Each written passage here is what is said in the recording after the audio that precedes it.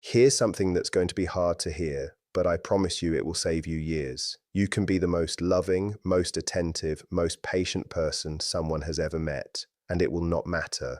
Not because you're doing something wrong, not because you're not enough, but because the person pulling away from you isn't actually responding to you at all. They're responding to something much older than you, something that was installed in them long before you ever walked into their life. And once you understand what that something is, you'll finally stop taking their distance personally, and you'll finally understand why nothing you tried ever worked. I'm going to walk you through exactly what's happening inside someone who keeps pulling away, why your love actually makes it worse instead of better, and what to do about it, because understanding this without knowing what to do with it just leaves you stuck in a smarter version of the same pain. Let's start with the thing almost nobody tells you plainly. A person with an avoidant attachment style isn't loyal to you. They're not loyal to the relationship. They're not even loyal to their own happiness, even though you'd assume they would be. They are loyal to exactly one thing, and it isn't what you think. It's not independence. It's not freedom. It's control over how much closeness they let in at any given moment on their own terms. That single thing, control over emotional distance, sits above everything else in their internal hierarchy, above love, above connection, above even their own stated wants. And once you see that clearly, every confusing, contradictory thing they've ever done starts to make sense. Here's what that actually looks like from the inside, because I want you to understand the mechanism, not just the behavior. For most people, feeling safe with someone means letting them get closer, opening up, being seen, trusting that the other person won't use what they've shared against them. That's what safety means to you, probably. But for someone with an avoidant pattern, safety means the opposite. Safety means distance. Safety means being able to function completely on their own, needing nothing from anyone, because needing something from someone else is exactly what got them hurt before. This is the part that changes everything once you really absorb it. You represent connection. You represent closeness, which means to their nervous system, you represent the exact thing it has spent years learning to treat as dangerous. Not because you're doing anything wrong, because closeness itself, the very thing you're offering, registers as a threat before it ever has a chance to register as a gift. Let me show you where this actually comes from, because it isn't random and it isn't a character flaw.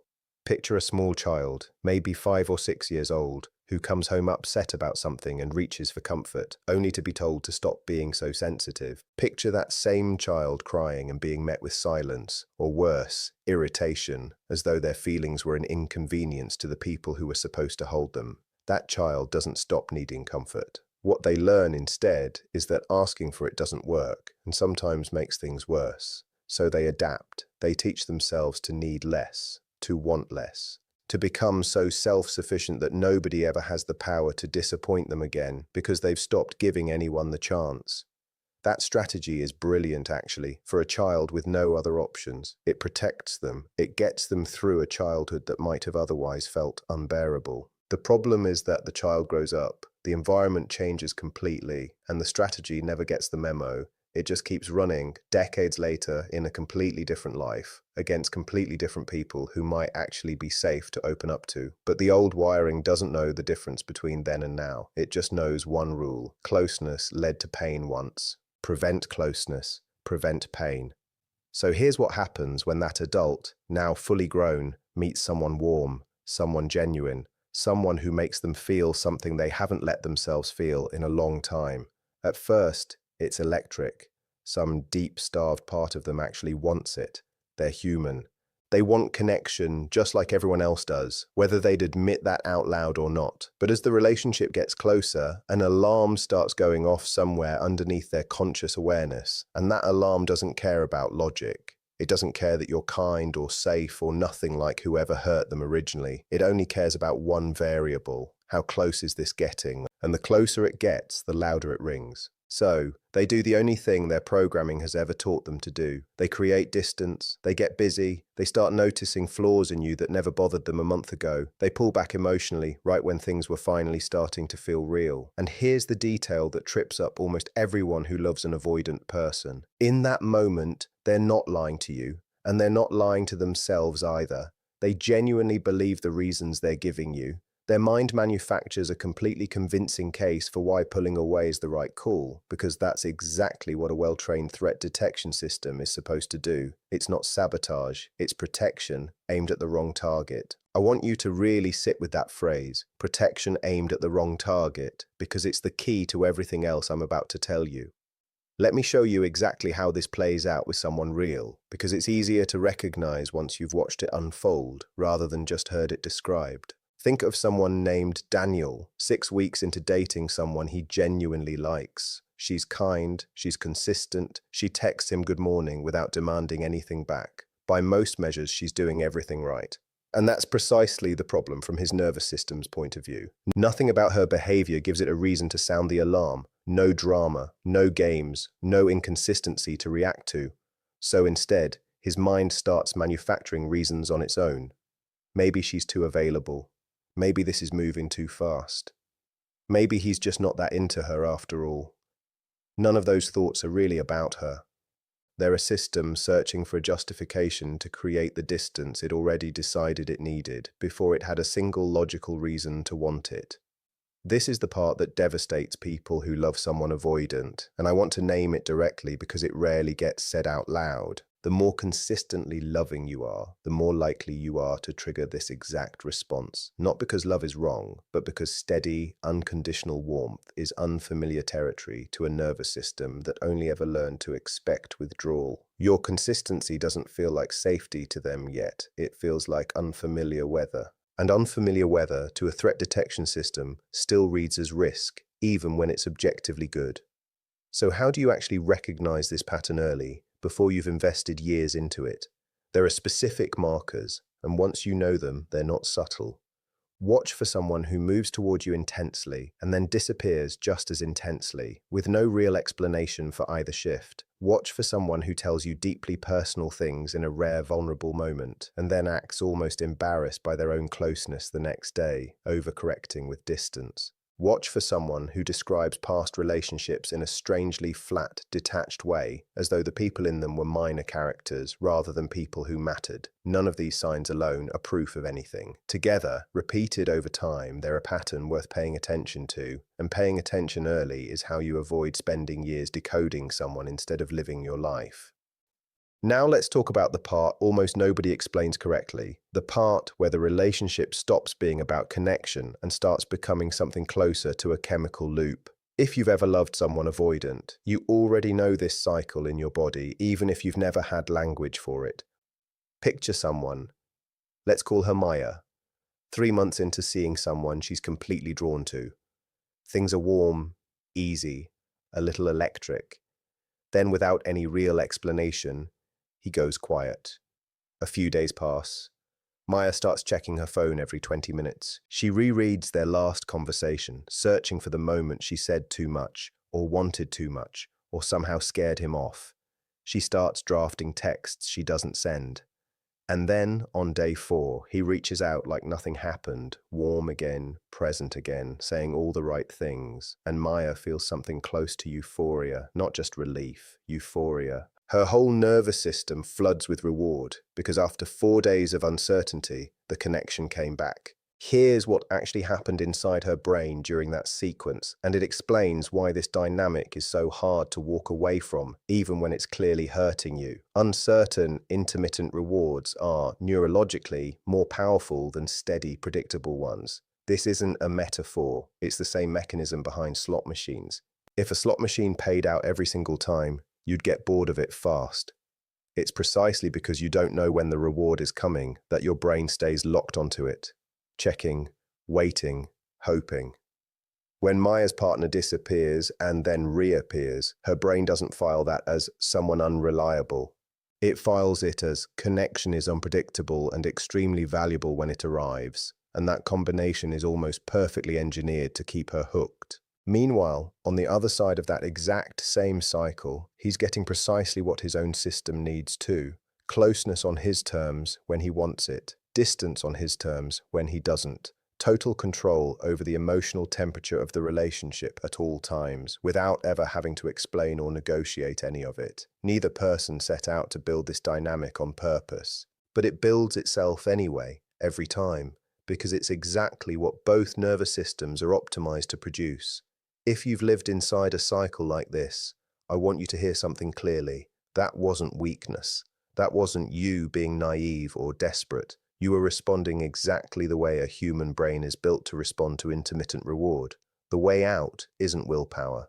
It's seeing the mechanism clearly enough that it loses its grip, because pattern recognition is the one thing addiction of any kind can't survive. Now, here's where I need to correct the single biggest mistake people make once they finally understand all of this. They learn the psychology, they understand the childhood wound, and they think, okay, now that I get it, I should be more patient, I should give more space, I should stay long enough for them to finally feel safe with me. It feels generous. It feels like the compassionate thing to do. I want to push back on that hard, because it isn't compassion, it's self-abandonment wearing compassion's clothes. Here's the distinction that matters. Understanding where someone's pain comes from is not the same thing as agreeing to absorb it indefinitely. You can fully understand why someone pulls away and still refuse to keep organizing your entire life around waiting for them to stop. Those two things are not in conflict. People confuse them constantly, and it costs them years. Avoidant attachment is not a life sentence. And I don't want you walking away from this thinking these people are permanently incapable of real love.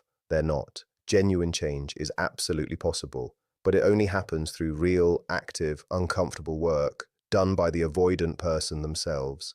Therapy, honest self-examination, a willingness to sit inside the exact discomfort they've spent their whole life avoiding instead of running from it one more time. What does not create that change, no matter how much people want to believe otherwise, is a partner who waits quietly, makes themselves smaller, tolerates less and less, and hopes that enough patience will eventually be the thing that finally does it. Love, on its own, cannot override decades of nervous system conditioning.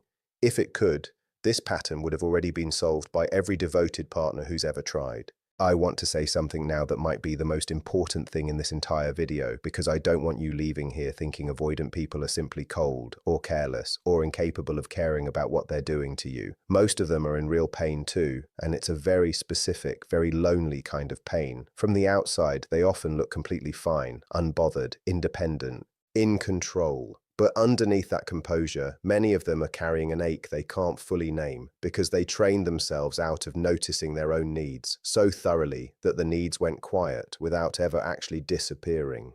In the silence, when there's nothing left to distract them, some of that longing surfaces anyway, a wish to be known, a wish to be chosen and to choose back without flinching. They want it, they're just more afraid of it than they are drawn to it, and that fear runs the whole operation. That's genuinely sad for them and for the people who love them, but sadness doesn't obligate you to stay somewhere that's slowly wearing down your own sense of worth. You're allowed to hold both truths at once. You can feel real compassion for what made someone this way, and you can still choose to remove yourself from a dynamic that's hurting you. Compassion was never supposed to require self-erasure, so let's talk about what actually helps, because insight without action just becomes a more sophisticated way to stay stuck.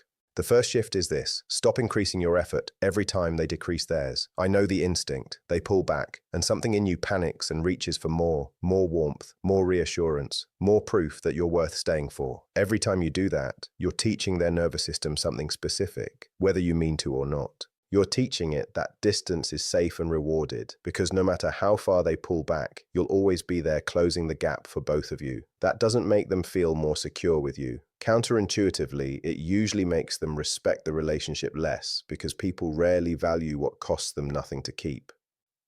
The second shift is getting brutally specific about what you actually need, not what feels reasonable to ask for given who this person is.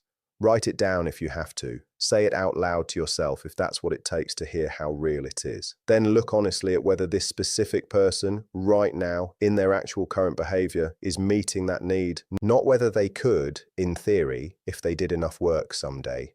Whether they actually are. That answer is information, and you're allowed to act on it.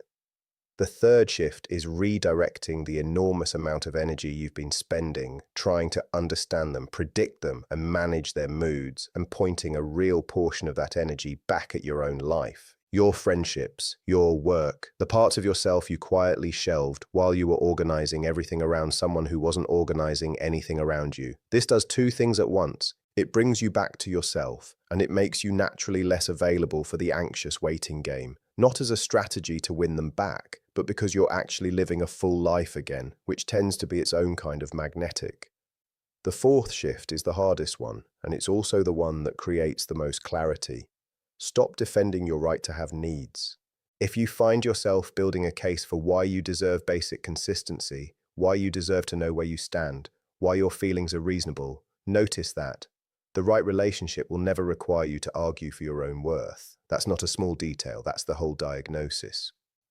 And here's the final piece, the one that actually moves things, because insight alone rarely does. Real consequences are often the only thing that creates real reflection in someone avoidant, not threats, not ultimatums delivered to manipulate a reaction, just the truth stated plainly, that you will not keep waiting indefinitely for someone to become ready. Sometimes that clarity is exactly what allows a person to finally do the work they've been avoiding. Sometimes it isn't, and they let you go instead. Both outcomes give you something you didn't have before, clarity. And clarity, even painful clarity, is worth more than years spent in a beautiful, unresolved question mark. If this is a pattern you keep finding yourself in again and again with different people who all seem to end up unavailable in the same familiar way, it's worth asking a harder question underneath the obvious one. Not just why they keep pulling away, but why this particular kind of uncertainty feels so familiar to you in the first place. Sometimes the pull toward emotionally distant people isn't bad luck. Sometimes it's a nervous system of your own, quietly drawn to the one dynamic it already knows how to survive. Real, secure love doesn't feel like this. It isn't a chemical high followed by days of dread. It's steady. It's calm. It doesn't leave you interpreting silence like a detective looking for clues. It doesn't require you to shrink your needs down to a size someone else finds comfortable. Love like that lets you feel more like yourself over time, not less. And you are allowed to want that without apologizing for wanting it, without convincing yourself that wanting consistency makes you needy or difficult. It's worth knowing that this same pattern doesn't stay contained to romantic relationships. It shows up in friendships that run hot and cold for no clear reason, where someone is deeply present for a season and then goes quiet for months without explanation, only to resurface as though no time passed at all. It shows up in families, in the relative who shows genuine warmth at gatherings, but becomes unreachable the second real vulnerability enters the conversation. It shows up at work, in the colleague who seems close to you right up until a project requires real trust or real dependence, at which point they quietly start operating alone. The context changes, the underlying logic doesn't. Closeness, in any form, still gets filed as risk, and distance still gets filed as safety, regardless of which relationship it's happening in. I also want to be clear about something, because it's easy to hear all of this and start pathologizing every person who ever needs space. Wanting alone time is not avoidance. Having a bad week and pulling back briefly is not avoidance. The difference is in the pattern, not the moment. A securely attached person who needs space will usually tell you so directly and return to closeness once they've had it.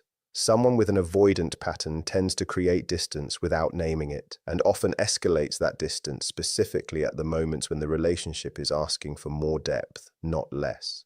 Learning to tell those two things apart will save you from either fleeing people who just need a quiet evening, or staying in dynamics that are quietly starving you for years. None of this is about diagnosing someone from a distance so you can label them and dismiss them. It's about giving you a clear enough map that you stop mistaking a nervous system response for a verdict on your worth. The pulling away was never a scorecard of how lovable you are. It was a very old alarm, going off at the worst possible moment, protecting someone from a danger that, in your case, was never actually there. I want to give you one more piece of this, because it's the part almost nobody talks about, and it might be the most useful thing in this entire video if you're currently in the middle of loving someone avoidant. It's what happens in the weeks after you finally stop chasing. At first, it does not feel like relief. I want to be honest about that, because most content on this topic sells the moment of walking away as instant liberation, and that's not how it actually feels. It feels closer to withdrawal. Your mind keeps reaching for your phone out of habit, even after you've decided to stop checking it every 20 minutes. You catch yourself composing messages you have no intention of sending, You replay old conversations, searching for the version of events where you did everything right and it still wasn't enough, because some part of you is still looking for a way to make this make sense. This phase is uncomfortable, and it is also completely normal. Your nervous system built an entire structure around waiting for someone, and that structure doesn't dismantle itself just because you've made a decision. It takes time to fully register that the decision has already been made. Somewhere around 2 to 3 weeks in, for most people, something shifts, not dramatically, quietly. You notice you went a whole afternoon without checking your phone for them. You notice you made plans without silently keeping an evening free just in case they reached out. You notice a memory of them crosses your mind, and it doesn't come with the same tight, urgent pull it used to. This is what actual healing looks like, and it rarely looks like the triumphant, cinematic version people expect. It looks like ordinary days slowly outnumbering the hard ones, until one day you realize you haven't thought about them at all, and you only notice that in hindsight.